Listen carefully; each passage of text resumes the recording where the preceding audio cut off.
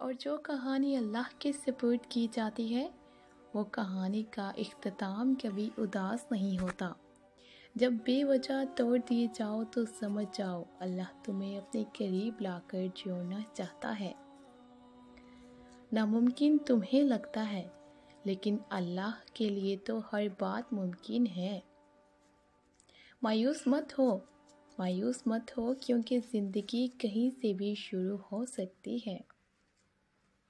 اللہ کو وہ لوگ بہت پسند ہیں جو دنیا والوں سے نہیں اللہ سے مانگتے ہیں۔ اپنے نقصان پر ہرگز غمزدہ نہ ہوا کرو۔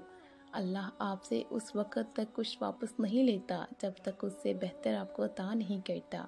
اپنا غم ہر کسی کو مت بتائیں کیونکہ مرہم ہر گھر میں ہو نہ ہو نمک ہر گھر میں ہوتا ہے۔ انسان ہونا ہمارا انتخاب نہیں، یہ قدرت کی عطا کردہ ہے، لیکن اپنے اندر انسانیت قائم رکھنا ہمارا انتخاب ہے۔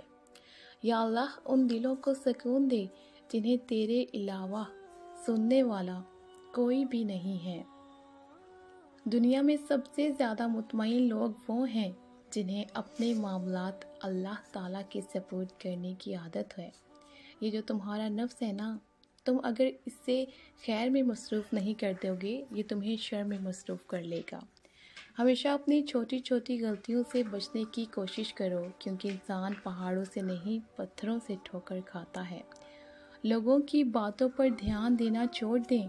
عزت اور رزق اللہ کے ہاتھ میں ہے اور اللہ ہی دیتا ہے۔ اللہ بہتر کرے گا، یہ وہ الفاظ ہیں جن سے انسان کی آدھی پریشانی دور ہو جاتی ہے۔ اللہ تعالیٰ کو زبان اور دل کا سخت پسند نہیں، اس لیے ان دونوں کو بغیر حدی کے بنایا ہے۔